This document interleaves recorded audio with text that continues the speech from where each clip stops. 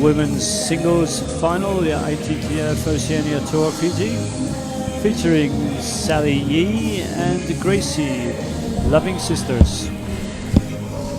So Sally is 1 year older than Grace, currently studying in Japan and under scholarship in preparation for the next Olympic Games.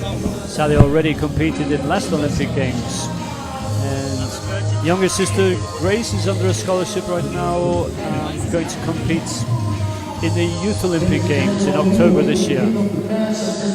So 2 Olympians experience, and this is a flip of a coin who's going to win this match.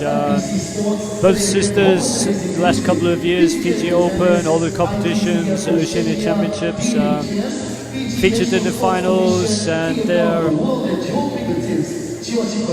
one win one day, the other the next day. Very close competition. Grace right now been training intensively with a Korean coach and high-level player. Sally, a lot of focus on his university studies in Japan, so I'm not sure how much high-performance training is going in Japan, but certainly there's a big change in attitude on the table for her, and a lot more consistent. So they both know each other's games very well. And so after the umpire calls the start of the game at 0-0, the sisterly friendship ceases, war commences, and hopefully they'll make up afterwards. If so there's prize money for this event, $3,000 for the ITTF-Oceania Tour, and there's 6 of these tours, so $18,000 for the season series. And Sally already won the Tonga Tour event, so she's top of the standings at the moment, and I'm sure Grace is looking to knock her off this pedestal. A good start for Grace here. Signature shovel serve. So if this was tennis, we'd say she's held her serve.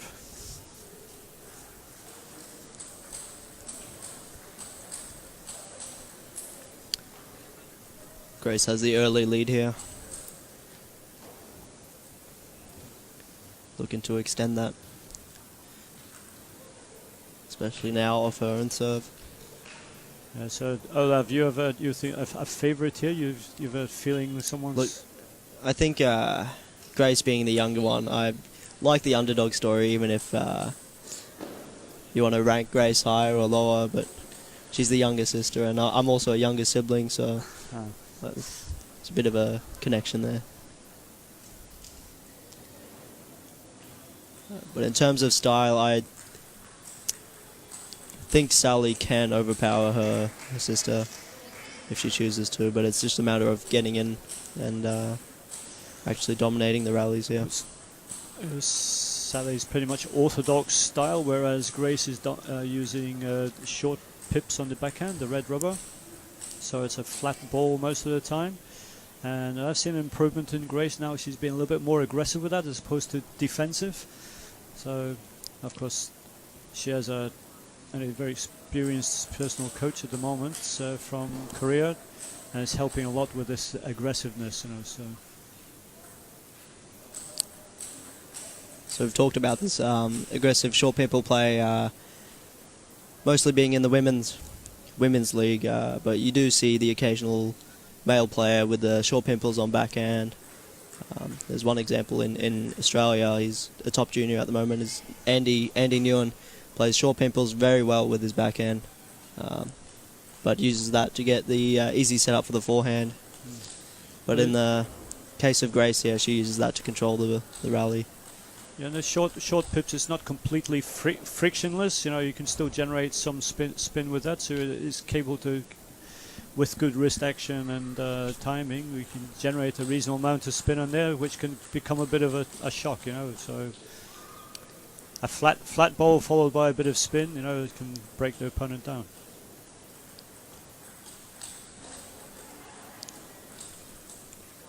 With combination rackets, it adds so much to dynamics in the game.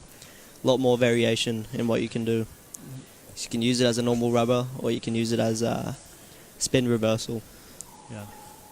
And then there's the matter of twiddling as well, which I don't think she uses. But I haven't seen Grace employ that technique yet.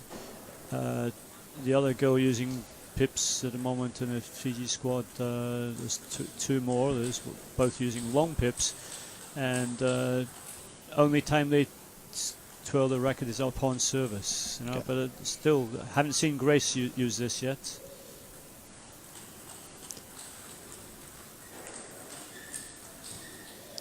I think she's still learning to master the control of the attacking short pips game, and she'll might add that to her repertoire later. Strong finish from Sally there. Yes, no messing around. Very serious, because she has this Olympics behind her. Many matches against her sister, of course. Now training in Japan. It's doing high levels, you know, academic studies, also maybe start to understand the psychology of the game. So this is a very clever play.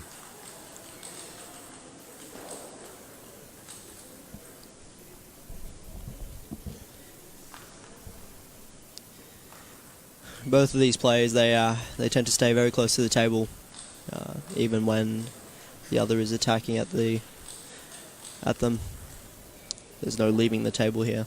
Yeah. This is one of the key points trying to impose on the athletes in Fiji and the developing stage, to stay close to the table until they've got good control, because most of them aren't fit enough to move quickly across the table. So until we've got a little bit of power and balance going in their feet, it's mostly the best idea.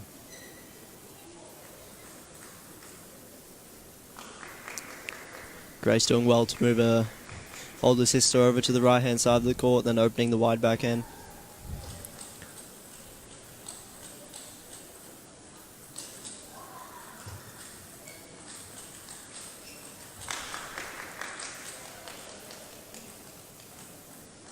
You know, both players, I think, expecting the other one to switch sides, and they're playing a.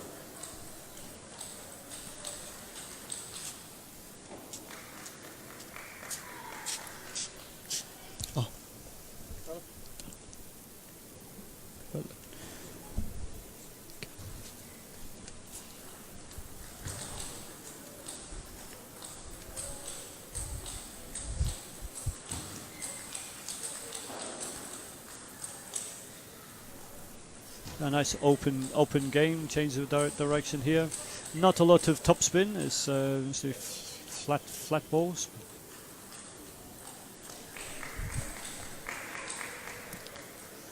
It's another point in Fiji. I think most of the international players have noticed, coming over here from moderate temperate countries. Here we're dealing with, especially in Suva, we're dealing with a lot of rain, high humidity. Yep. So getting a good contact on, on a rubber to get spin is very difficult on occasion. So, and of course, in the training halls they're playing, soaking with sweat all the time. So I think this is why Fiji's developed this flat contact most of the time, because it's the only thing that kind of works consistently. Well, in Grace's case, especially the backhand, that's the way the game's almost meant to be played with the short pips. Yeah, so so perhaps Fiji's going to develop a lot more short pips players in the backhand. So both of them, when you come to the forehand, it's mostly a flat kill. Yeah. They both know how to topspin, but it's very rare we find them doing it.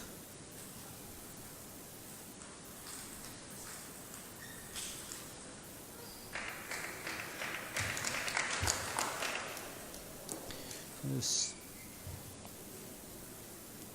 When you're flat hitting to each other, the ball tends to go lower and lower until someone gets a net See, or we goes in the net. look at the scoreboard here, and it's very difficult to determine which one is which. It's, perhaps missing a first initial there on the players' names. But we can assure you that's Grace, her leading 10-4.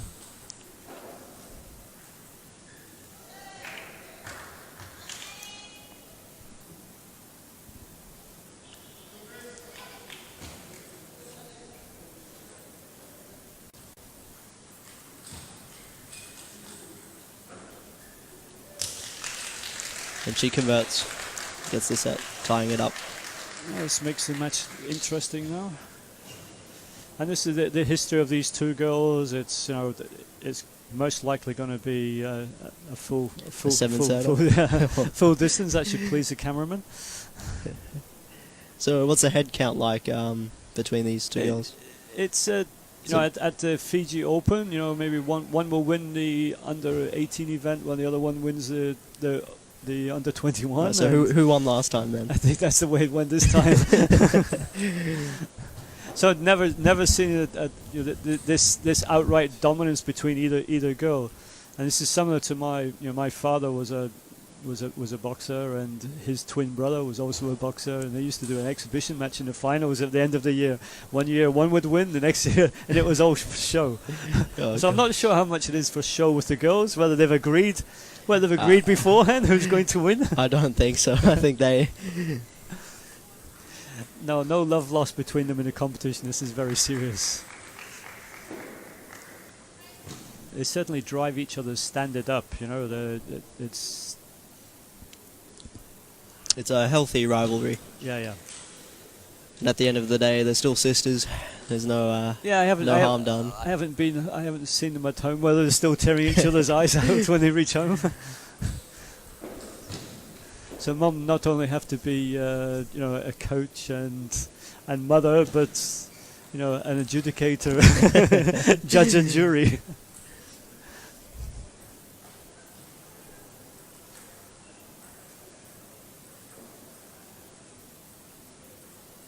Here we go, pushing rally. Just slap there from Grace, from Sally going out, and so both of them opted not to play topspin at the moment. That was a bit of a combination. Hesitated on the topspin, lifted that elbow.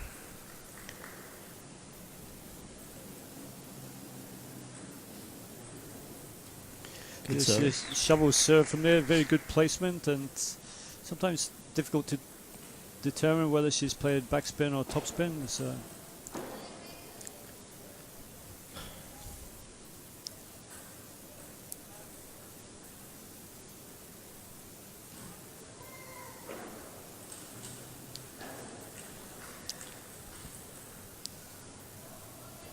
the female service game is mostly comprised of shovel service and tomahawks, which is a real Japanese style. So they're at the forefront of that type of service. Yes, and haven't seen Grace employ the tomahawk yet. Seems to have stuck to one particular serve, but she uses good placement and variation of the spin. So half long, short. So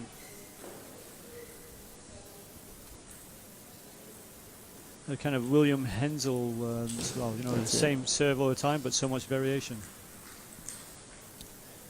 William Hensel used to get quite a lot of easy points in the big leagues with his service, mainly because the male service game was dominated by the normal pendulum serve, and the spin coming the other way was a bit of a surprise for most of the Asian countries, at least.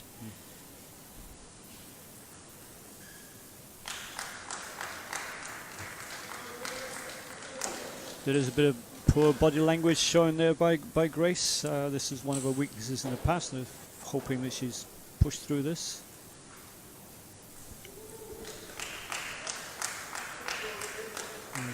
Showing her sister, like, you know, you think.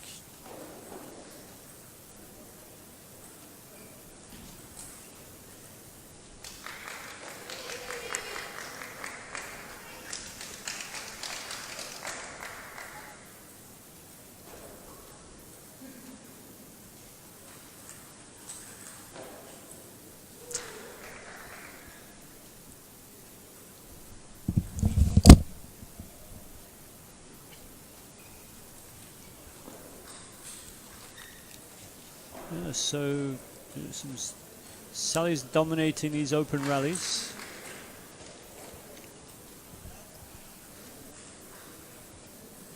Good placement, yes, nice. Very well played by Grace there. Very smart.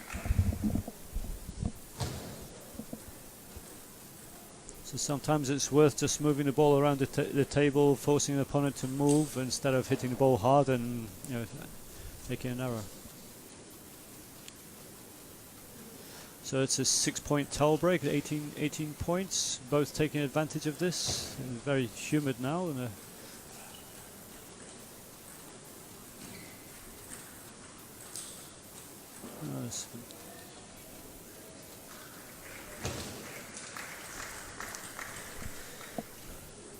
so Sally taking the initiative here. Wraps it up 11-8. Here we go. It seems like that pattern you were talking about is quite correct. And they're alternating who's winning. Well, they know each other's game so well, you know. So it's sometimes I say it's a toying costume. I wouldn't be surprised to say go to juice in the 7th. But here, their mental attitude and control is very important.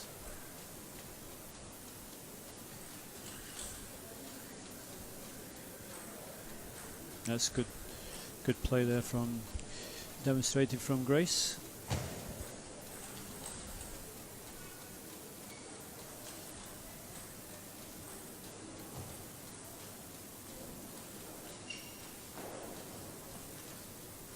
Because the closer you are to the table, the easier it is to get the wide angles in and watch your opponent run.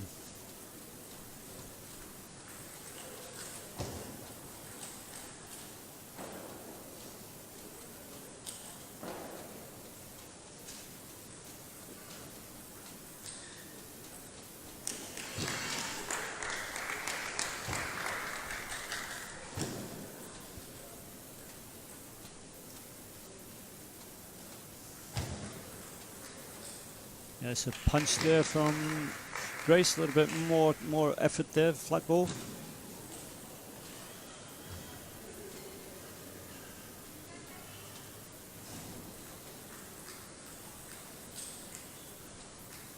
Good control.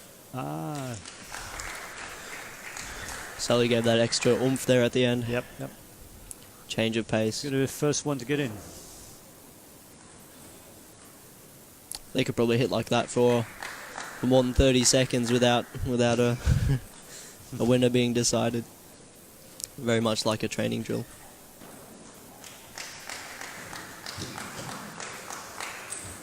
We're seeing a lot of this in the Japanese game, the women's high-level players. Very fast over-the-table rallies, you know, and going on for considerable time.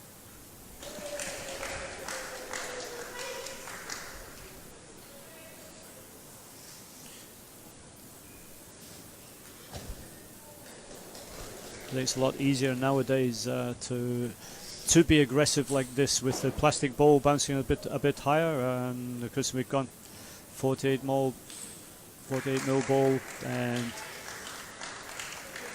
a little bit less rotation on the ball now if possible, so it's standing up easier, so it's much simpler. Get this banana flick in and things. So the girl's not employing banana flick, they're flat hitting the ball at the top of the bounce. With all these new table tennis rubbers now that are so quick, I think they did well to make the ball a bit bigger and make it out of different material. Slow the game down a bit again. This is a problem trying to see what is going on on television, understanding the amount of spin on the ball, you know, the different rotations of the serve. Looks like Sally's got this set under her belt. Yeah, this is very dominating here. So this is a point where Grace needs a coach's encouragement, you know, some positive encouragement and a little bit of advice, change her tactics. Of She's course, too passive at the moment, I find. Sally's just... It's a little bit difficult for the mom to step in here and coach one of them. You can't... And it's the same with one of the national coaches. You can't, you know... Fiji versus Fiji. Yeah. I think from a club perspective, it would be good to see a coach on either side. I think it increases the level of the game. But this is also very necessary for their development to think on their own. Yes.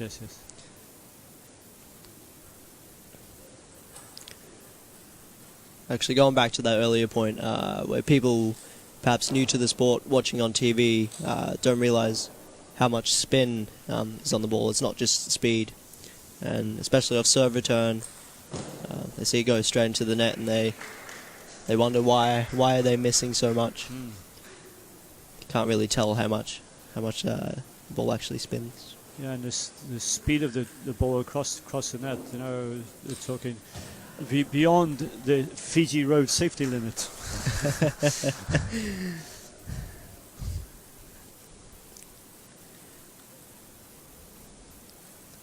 Yeah, we're talking speeds in excess of 80 kilometers per hour. Wow, definitely that one.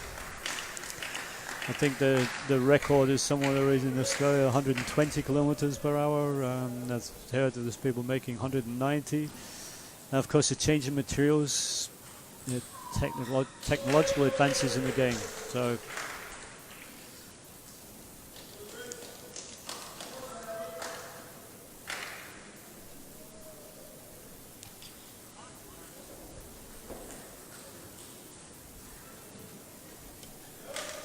Not sure if that was intentional, but that was a good change of pace from Grace there. Stopped the momentum of the rally, dominated by Sally.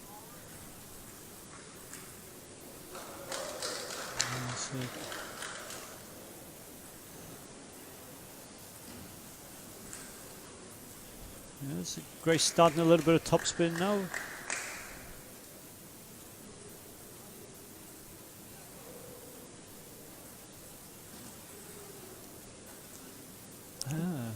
Very fortunate there. I'm sure she's really, really sorry about that. Grace got to try not to let that upset her. Yeah, clean.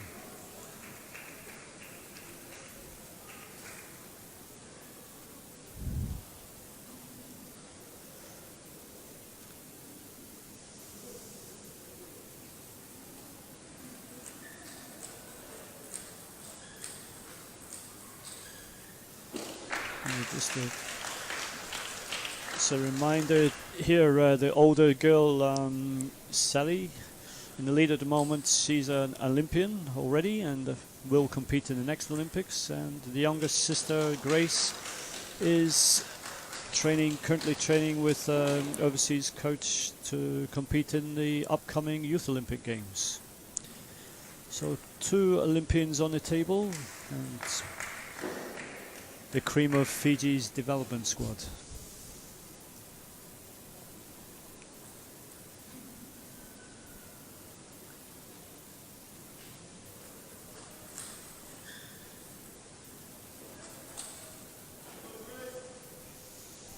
And the prize money for this event is 3,000 Australian dollars, and I'm sure they want a big share of this. Oh, this is a...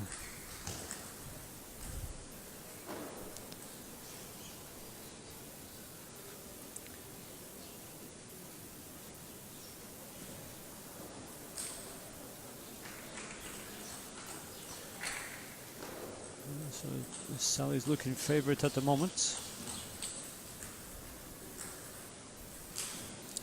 Oh, strong, strong. I haven't seen Sally like this the No, whole it's- tournament. Obviously, I think her training in Japan's paying off. Seems very, very solid. Very impressed. Yes, very good. There it is.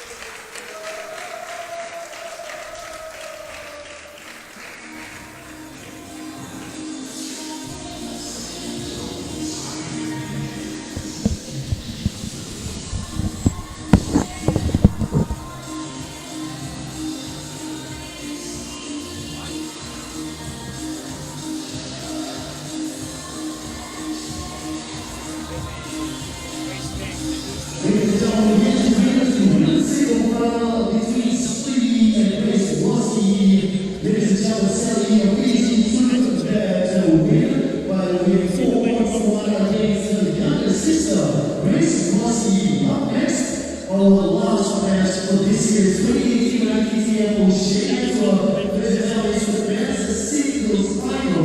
Nation of New Zealand and Nation 2 of New Zealand. Ladies and gentlemen, this is the event welcome to the stage. They will be right now to the play area.